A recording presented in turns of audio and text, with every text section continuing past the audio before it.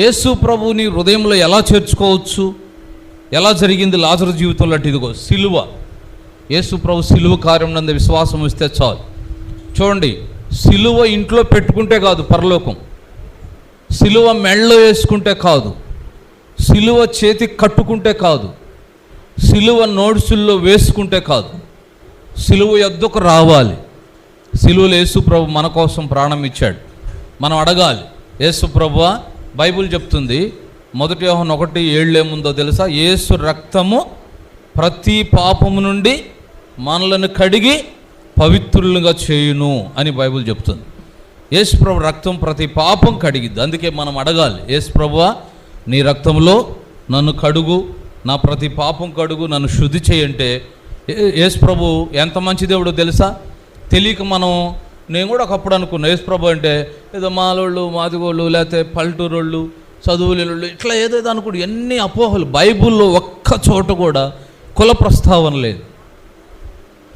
కులాలు మతాలన్నీ మనుషులు పుట్టించింది. అందుకే చూసారా, ప్రతి మతానికి మత స్థాపకుడు ఉంటాడు. క్రైస్తవ్యానికి మనిషి ఎవరు లేరు, దేవుడే భూమి మీదకి వచ్చాడు. వాస్తవానికి అంతకుముందు కూడా భూమి పుట్టిన కాడి నుంచి ఉంది క్రైస్తవం. సృష్టికర్త అయిన దేవుడు, ఆయన సేవించే విధానాల మార్పు. కాబట్టి అందుకే ఇది ఎవరికో కాదు, యేసు ప్రభు అందరికీ. బైబుల్ అదే చెప్తుంది. అపోస్తలుల కార్యం 10:36లో యేసుక్రీస్తు అందరికీ ప్రభు. అక్కడక్కడ మీరు చూసి ఉంటారు, వ్యాన్ల మీద ఉంటుంది, కొంతమంది ఇళ్ల మీద ఉంటుంది, చర్చి మీద ఉంటుంది. యేసుక్రీస్తు ఎవరికి ప్రభు? అందరికీ ప్రభు అని ఉంటుంది కదా. Jesus Christ is loved for all. చిన్న లేదు, పెద్ద లేదు, యవనస్తులు లేదు, పిల్లలని లేదు, ముసలోళ్ళని లేదు, చదువుకున్నాడు పరలోకానికి చదువులు ఇవన్నీ కూడా ఏం అవసరం లేదు. అందుకే యేసు ప్రభు వచ్చినప్పుడు చేపలు పట్టుకునే జాలరులను ఎంచుకున్నాడు.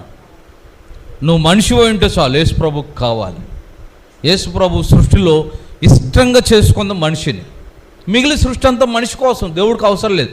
నీళ్ళు లేకపోయినా దేవుడు ఉంటాడు, సూర్యుడు లేకపోయినా దేవుడు ఉంటాడు, కరెంట్ లేకపోయినా దేవుడు ఉంటాడు, మామిడికాయలు లేకపోయినా దేవుడు ఉంటాడు. ఇవన్నీ మనిషి కోసం ఇచ్చాడు.